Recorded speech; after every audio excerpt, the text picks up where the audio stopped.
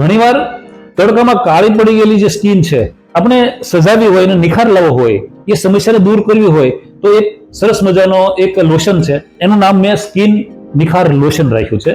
તો એમાં શું કરવાનું તો કે મોસંબીની છાલને સૂકવવાની, તેનો પાવડર બનાવો, એમાં હરિદ્રા ચૂર્ણ, મુલતાની માટી અને 2 થી 3 ટીપા લીંબુનો રસ એમાં નાખી અને પેસ્ટ બનાવવી, અથવા તો મોસંબીની છાલના પાવડરમાં મધ અને હળદર નાખી એની પેસ્ટ બનાવો.